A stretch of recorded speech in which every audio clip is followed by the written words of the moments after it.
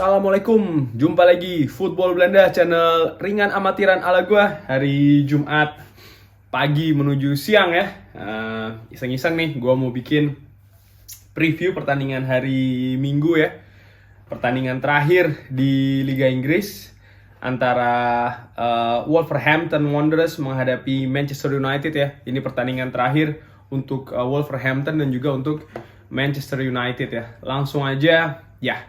Kalau kita lihat dari klasemen, ini kan Wolverhampton ini ada di peringkat ke-12 ya, dengan nilai 45, 37 kali main, 35 kali bikin gol, 50 kebobolan ya. Dan kalau dari ngelihat statistik ini, 37 kali main, 35 kali bikin gol, artinya apa? Artinya dalam satu pertandingan itu rata-rata gol dari Wolverhampton ini 0, ya, nggak sampai 1. Artinya apa ya? Ini bukan tim yang katakanlah rajin bikin gol ya.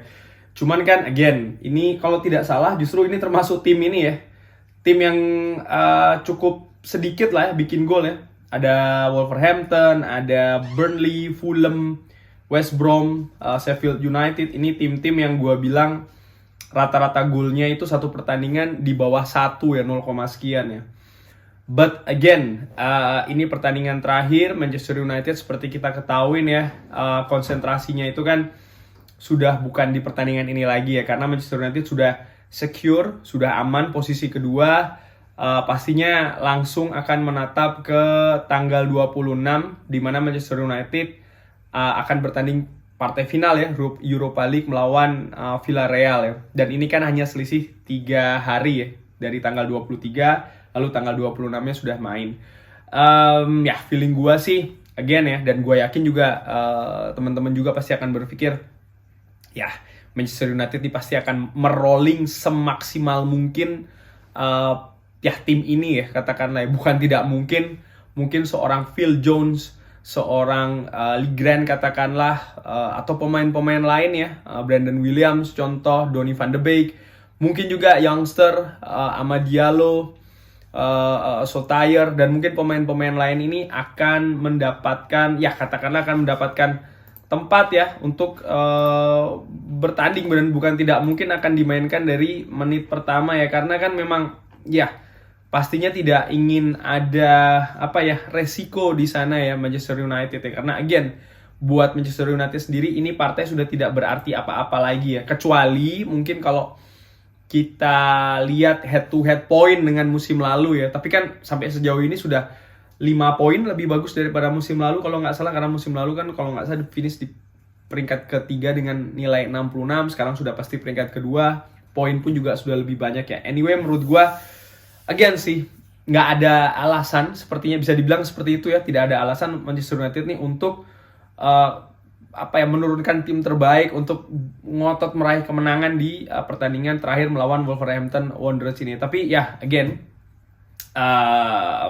buat gue menarik aja sih tetap untuk dibikin previewnya ya. Wolves sendiri ini, julukan Wolverhampton ini ya, menurut gue ya di beberapa pertandingan terakhir ya, di 2 pertandingan terakhir ini tidak begitu impresif. Bahkan 3 pertandingan terakhir ini tidak begitu impresif ya. Kalah 1-0 melawan Everton, kalah 2-0 melawan Tottenham, tidak mampu mencetak gol ya di 2 pertandingan. Menang 2-1 melawan 9 pemain Brighton, menang 2-1 ya. Lalu terakhir di pertandingan keempat itu seri 1-1 melawan West Bromwich Albion ya. Bahkan sebelumnya lagi kalau gue tarik sedikit, kalah 0-4 melawan Burnley, yang notabene Burnley ini juga termasuk tim yang hemat gol ya, tapi mampu menyerangkan 4 gol ke gawang Wolves ya. Sementara Manchester United sendiri, ya Manchester United ini menurut gua lagi masuk ke ke periode kurang bagus sih kalau gua pikir ya. Dari 3 pertandingan terakhir ini Manchester United belum mampu meraih satupun kemenangan ya. Terakhir seri 1-1 melawan Fulham, lalu kalah 2-4 melawan Liverpool, kalah 1-2 melawan Leicester. Dan again sih ya, faktor utama tidak bisa dipungkiri Harry Maguire yang cedera. Lalu buruknya performa gelandang Manchester United ya. Kita bisa lihat di 2 pertandingan terakhir ini Ole Gunnar selalu merombak di tengah jalan ya, di tengah pertandingan defensive midfielder-nya ya, dengan menarik Paul Pogba yang sebelumnya selalu dipasang di daerah kiri untuk kembali lagi ke daerah tengah ya, bermain di MC. Dan ini menandakan ya itu tadi ya, ada yang tidak jalan di daerah defensive midfielder dari Manchester United ya. Tapi again sih menurut gua keadaan seperti itu hampir apa ya, kalau seandainya toh Manchester United ingin menurunkan kembali Fred dan Scott McTominay ya, katakanlah untuk memberikan semacam kayak treatment mental ya, mengharapkan mereka untuk tampil memperbaiki penampilannya lah katakanlah melawan Wolves, tetap menurut gua itu sesuatu yang ya risky ya, sesuatu yang apa ya, beresiko. Karena apa, nomor satu, kalau penampilan mereka bagus oke, tapi kalau penampilan mereka masih tetap sama, ini kan justru akan membawa seperti apa ya justru akan tambah turun lagi ya mental mereka, nomor satu. Belum lagi kalau seandainya cedera ya, ada benturan atau seperti apa, karena Scott McTominay di pertandingan terakhir sempat menderita kenok kalau tidak salah ya. Anyway, cukup beresiko lah, dan menurut gua ya again sih ya, ini Ole knows the best, Ole yang lebih tahu, tapi menurut gua ya terlalu beresiko sekali lagi ya, tidak sepadan lah katakanlah dengan apa namanya, hasil yang akan dicapai ya. Kalau kita ngelihat pemain Manchester United ini ya, kita lihat di sisi penjaga gawang ini kan ada Lee Grant. Menurut gua ada kemungkinan seorang Lee Grant ini ditampilkan ya, walaupun kalau gua sih berpikir Dean Henderson yang akan tetap diberikan tempat oleh Gunnar Solskjaer. Sementara untuk sisi pertahanan, menurut gua sih ya, ini iseng amatiran ala gua aja, kemungkinan Phil Jones akan dimainkan di pertandingan ini. Kemungkinan akan berduet dia dengan seorang Eric Bailly ya, kemungkinan. Nyanya iseng again ya, ini apa, prediksi sekaligus harapan gua sih kalau gua diberi keleluasaan untuk mengatur ya. Lalu di sayap kiri ya seorang Alex Telles mungkin akan diturunkan, dan di kanan pastinya Aaron Wan-Bissaka ini akan diistirahatkan kemungkinan besar sekali dengan menempatkan seorang Brandon Williams. Gua akan sangat-sangat terkejut sekali kalau seorang Aaron Wan-Bissaka ini masih dimainkan di pertandingan terakhir ya, karena menurut gua ya again sih sudah tidak ada poinnya dan lebih baik langsung menatap untuk tanggal 26. Anyway, untuk lini tengah kalau bermain dengan 4-2-3-1 ya, gua pribadi mengharapkan seorang Donny van de Beek diturunkan ya, mungkin bisa diduetkan dengan seorang namanya Matic ya. Dan ya untuk daerah depan gua belum tahu ini ya, apakah seorang sepertinya Daniel James ini masih belum bisa ditampilkan. Sudah tidak ada di ini ya, sideline. Jadi kalau seandainya kan seorang Daniel James sudah bisa ditampilkan, bisa jadi dimainkan di gelandang ya. Atau di situ juga masih ada Juan Mata, masih ada seorang Amad Diallo yang bisa dimainkan juga, atau Sola Sotayer ya. Maksud gua ya itu tadi, menyimpan ya. Mungkin kalau seandainya ada pemain yang bisa diturunkan, pemain inti yang diturunkan tuh mungkin seorang Mason Greenwood ya, masih bisa dimainkan di sana. Dan untuk sisi penyerang ini menurut gua ya again sih di situ ada Edison Cavani yang bisa diturunkan, tapi sekali lagi tidak full mungkin ya, ataupun juga seorang Marcus Rashford, karena again kita juga tidak mungkin untuk menurunkan katakanlah total ya 11-11-nya nih pemain cadangan semua ini juga tidak mungkin ya, karena kan ya keterbatasan ya. Atau Elanga juga bisa diturunkan di sana, masih banyak ya. Menurut gua sih mungkin ada kemungkinan tiga pemain muda ini diturunkan secara bersamaan ya, seperti ketika kita menghadapi Leicester ya, dimana ketika kita menghadapi Leicester ini kan kalau gua ngelihat Greenwood main di depan, Elanga di kiri, Diallo di kanan. Ini mungkin akan kembali berulang ya formasi ini. Tapi di belakang ini kalau waktu itu kita bermain dengan Axel Tuanzebe dan Eric Bailly, kali ini gue pikir sih seorang Phil Jones bisa jadi akan diberikan kesempatan ya. Bukan tidak mungkin Mason Greenwood nih kembali akan dipasang sebagai ujung tombak ya. Ya kurang lebihnya mungkin akan sama seperti kita menghadapi Leicester ya. Artinya mungkin rotasi yang dilakukan pun juga akan seperti itu ya. Rotasi yang dilakukan ini hanya benar-benar lebih menjaga kondisi sih dari pemain. Pada saat itu kan Marcus Rashford, Edison Cavani dan Bruno Fernandes diturunkan. Tapi again itu lebih untuk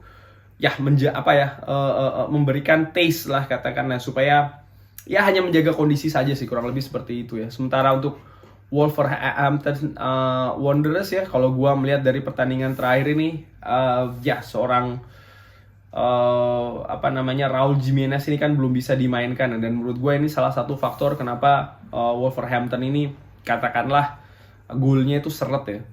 Mungkin Adama Traore akan tampil, Fabio Silva, Joe Moutinho, Ruben Neves, Connor Cody pastinya.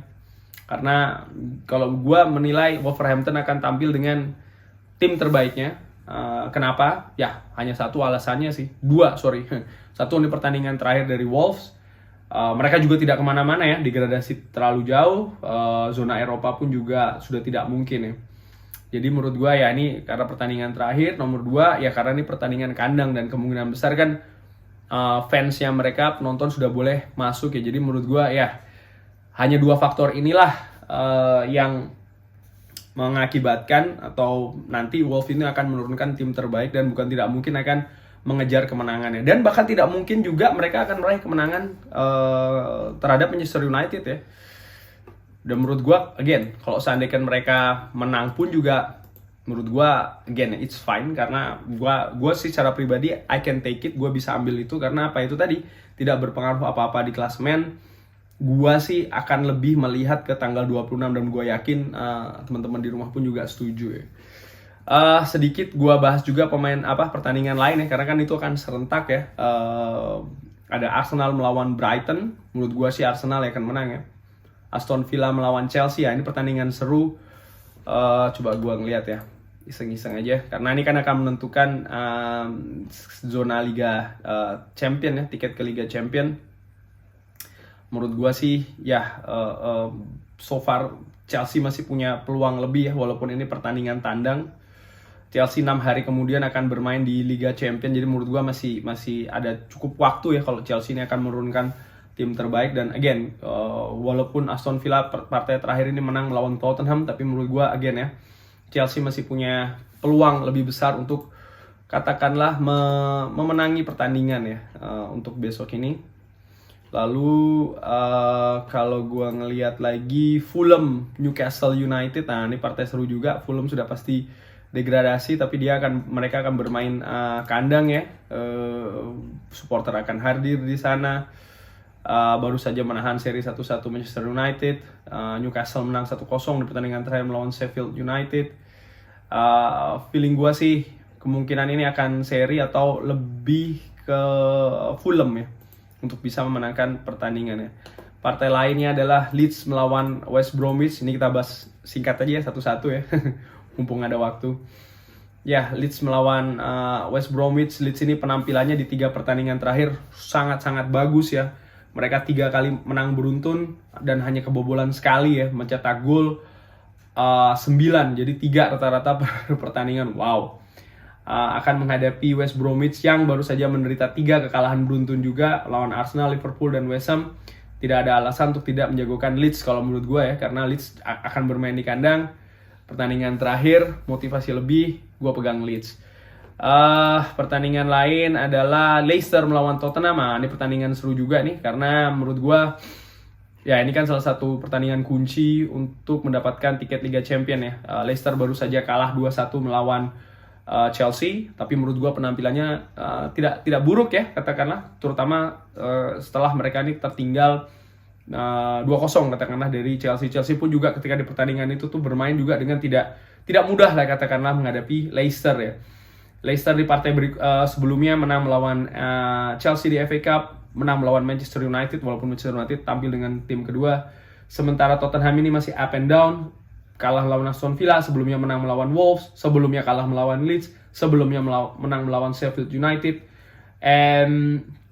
But again, gue melihat partai ini akan dimenangkan oleh Leicester ya, atau lebih punya peluang untuk Leicester memenangkan pertandingan ini. Again, pertandingan ini lebih ke arah mental.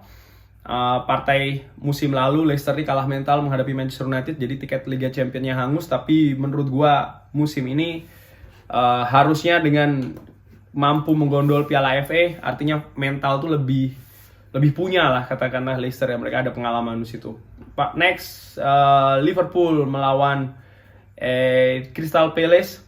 Ini juga partai seru karena partai penentuan ya. Liverpool luar biasa menang di 4 pertandingan terakhir ya, dimana mereka ini setelah imbang 1-1 melawan Newcastle United, mereka untuk bisa menjaga asa lolos ini mereka harus memenangkan semua pertandingannya, dan so far mereka berhasil menang ya berturut-turut 4 pertandingan. Sementara Crystal Palace pertandingan terakhir ini kalah melawan Arsenal. Sebelumnya menang, sebelumnya kalah lagi melawan Southampton, sebelumnya menang lagi melawan Sheffield United.